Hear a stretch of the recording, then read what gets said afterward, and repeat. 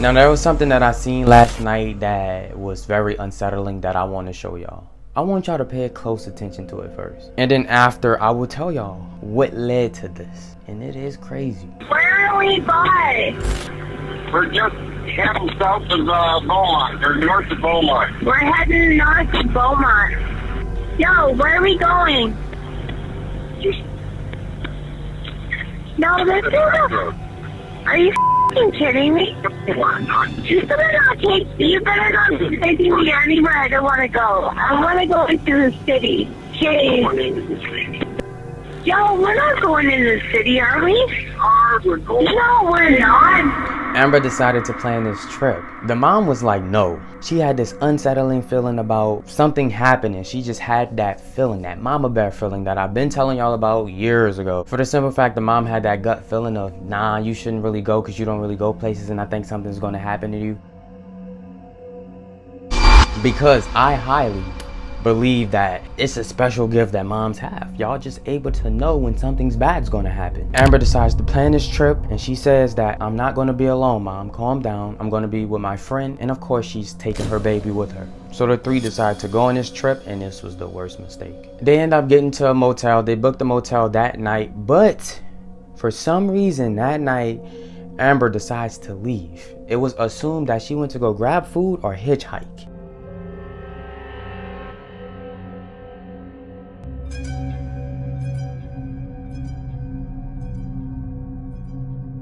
But regardless, when she left that night, she was never seen again and she vanished. Around 8 p.m. on August 18th, 2010, Amber Tuckeroo left her friend and her son in the Nisku Place motel. Assumed that Amber intended to hitchhike from Nisku to Edmonton that night for some unknown reason. Of course, the friend woke up with Amber's baby right there. No sign of Amber. She didn't even come back yet. So she calls the mom and say, yeah, your daughter, she left last night and she didn't come back. And she didn't call me. I don't know what's going on. Now, I just get mama bear feelings from Amber's mom. She did everything to try to find her daughter, literally everything. But then there was something weird in this case that everybody was like, what? So when Amber left that night, a lot of her things were still in the motel, of course, but what the family didn't know is all of her belongings was collected as evidence in this whole involvement of Amber. But then all of Amber's belongings was destroyed. They destroyed it without the family knowledge or consent. Not only that, when she first went missing, they filed it to the police and the police put it up as a missing person. So now she's missing. But they said, you know what? Wait 24 hours. Took her down as the missing person. And then of course, after the hours, they put her back up. But the mother was like, why would you break my daughter's stuff? It's unreasonable and it was cruel. That's what she thought. Because she would have gladly taken those belongings because it holds sentimental value for her. And then that's when 2 years later, the audio that I showed y'all in the beginning, the police released that.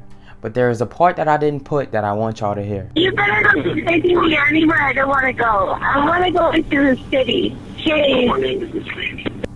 Yo, we're not going into the city, are we?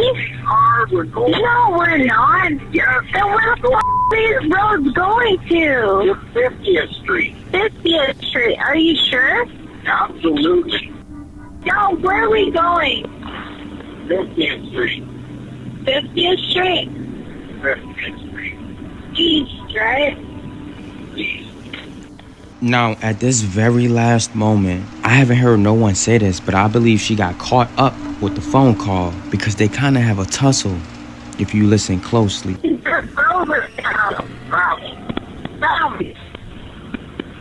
And then it hangs up.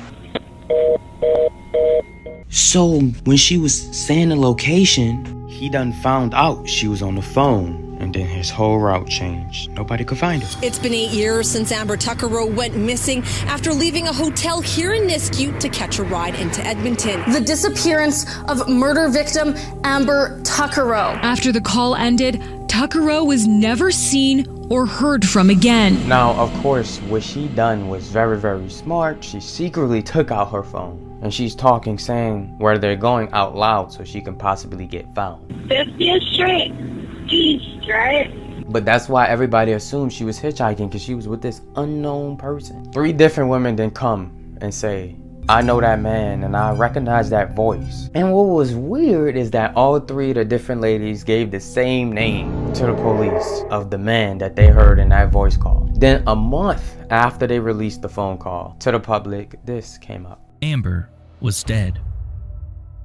Local police in the Nisku area received a call from a couple of horseback riders who claimed to have come across some partial skeletal remains on a farmer's field. Yes, so the remains found were in fact Amber's. And then the police come out and they finally admit that they should have been more diligent in their investigation. They should have took way more action, just like how everybody was saying to do. So they never came out with how long she's been dead or how she died. Mystery. Alright, so it's a lot going on in my head right now that's not adding up, that I'm trying to process and think about. So she left. The friend didn't know she was going to go hitchhiking for some unknown reason that we all don't know. That's a big theory. Maybe she was going to go hitchhike to make some more money. Who knows? But this creep picks her up. Now, this creep is an unknown mystery, but even though these three girls came out to give the exact same name, this guy is still a mystery and no one knows who still. And to mention, the road that she went missing on, well, the road that her remains was found on, a lot of kids and a lot of girls went missing on this same road. And we're about to get into that because that is strange itself. They noticed what her remains was. It was 17 minutes away from that motel that they was at. And that phone call that y'all heard, she made that call to her brother, not the police. So remember that driver said something about north, or they said something about north? We're just heading south of Beaumont, or north of Beaumont. We're heading north to Beaumont. They realized that no, it was southeast. Now some of you probably missed it, but if you listen close, he said south, and he slips up for a quick second. Where are we by? We're just heading south of Beaumont, or north of Beaumont. So if she would have noticed that, it could have saved her life. They realized that no, it was southeast. It was not north at all. And then they found more remains, 5 more different women in a 5-mile radius. That's why y'all, when y'all travel, don't be going alone thinking things are sweet. It's not. So it said that all of them has been hitchhiking, doing their unexpected disappearances. So now that makes sense why 3 different ladies came up and said they know that voice, because them 3 hitchhiked. Because one of them said they came forward and said, I know that voice. I rode with that voice before. Very, very familiar. The second one said she knew that voice like the back of her hand. Like they all rode with this person basically. But the name that they all gave, which was the same name, even though 3 girls came forward, it have been ruled out. The reason why it's been ruled out because they cleared them and they said, nah, this not the voice. It don't match up. If only we could hear the audio of the 2 voices, they should have just did something like that, recorded the 2 voices. And then to end this all off, one following man came forward and said, I know who that voice is. Sounds just like my father. My father drives where all of the bones at all the time. It was my father, I believe it. When he came forward to say it was his father, the father was dead already. From probably some health issues or something like that. I don't really know. And that some of the murdered women's cases he said his father had involvement with were already solved.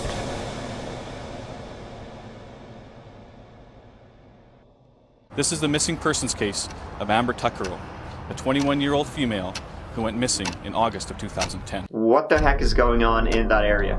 I don't know.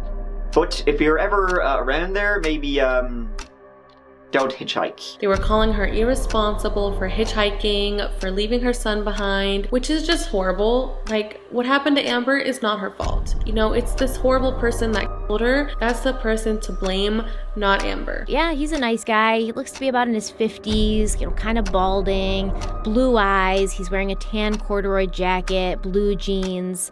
Yup, yeah, he's really nice for driving me there. You know, I would have given descriptions of the car I was in, the person who was driving me, all of this stuff, because she clearly felt that she was in danger, which is why she made the phone call.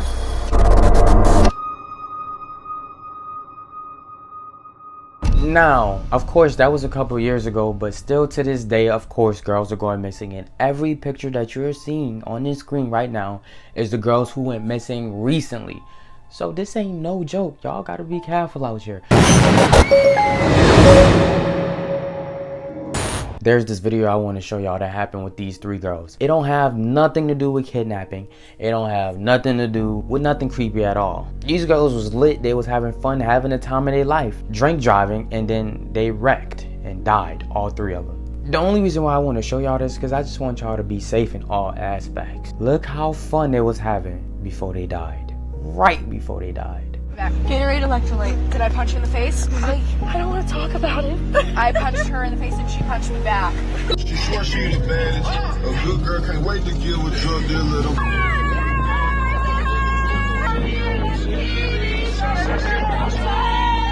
Chicks, quick, damage, walk, basketball.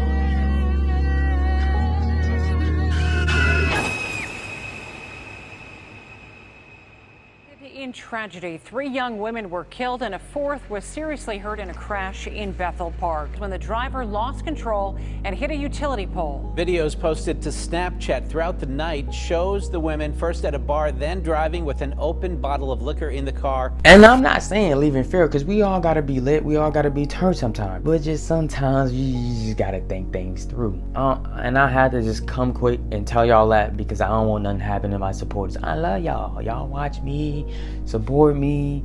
I enjoy y'all company. I love reading y'all comments, and you know, it's a love thing.